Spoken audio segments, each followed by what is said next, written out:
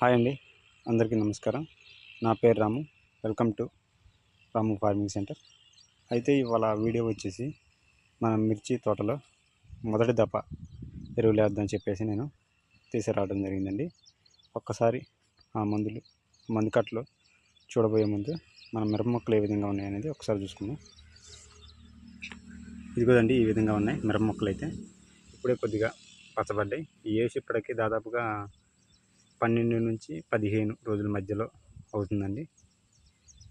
అందుకోసం చెప్పేసి ఇంతమటికి మనం మందు అయితే ఇంతమటికి దీంట్లో ఏమీ కట్టలేదండి. అందుకోసం అని చెప్పేసి నేను మందు కట్టలో తీసుకొచ్చానండి. అవి ఒకసారి మనం చూద్దాం.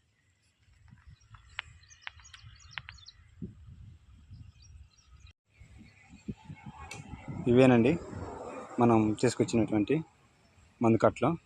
అవి చూసుకున్నట్లయితే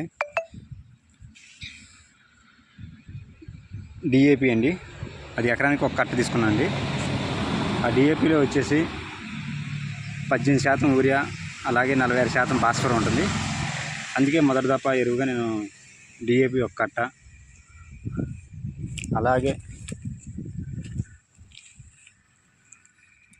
యూరియా ఒక పావు కట్ట, ఆ కట్టలో దీంట్లో ఒక పావు కట్ట తీసుకుంటున్నాను.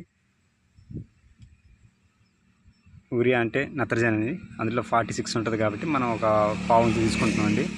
ఒక 25 kg సుమారుగా ఎకరానికి.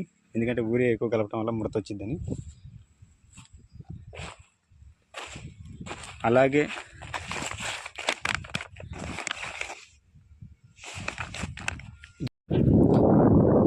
అయితే ఈ మందు కట్టలతోటి పాటుగా మనం జీవాగ్రా వాళ్ళది రేజ్ తీసుకున్నామండి. అయితే దీంట్లో టెక్నికల్ చూసుకున్నట్టయితే మనం కాపర్ ఆక్సాక్లోరైడ్ 50% WP రూపం ఉంటుందండి. ఇది మన సింజెంటా వాళ్ళ బ్లూ కాపర్ టైప్లో ఉంటుందండి ఇది. అయితే ఇది మనం ఎకరానికి చూసుకున్నట్లయితే ఒక 1/2 kg తీసుకున్నామండి. ఇది మనం దాంట్లో కలిపి చల్లుకోవటం వల్ల భూమిలో ఉన్న బ్యాక్టీరియా, అలాంటి ఫంగల్ డిసెన్షన్స్ అలాంటివి ఉన్నా కూడా మన భూమిని రికవరీ చేసుకోగలుగుతామండి. ఎందుకంటే ఇప్పుడు విపరీతమైన వర్షాలు కురవటం జరిగిందండి. అందువలన భూమిలో ఏదైనా లోపం ఉన్నా కూడా మనం ఈ కాపర్ జల్లినట్టయితే మొక్క కూడా నలుపు రావడం జరుగుతుందండి. అలాగే వేరు వ్యవస్థ కూడా మంచి డెవలప్ అవుతుందండి.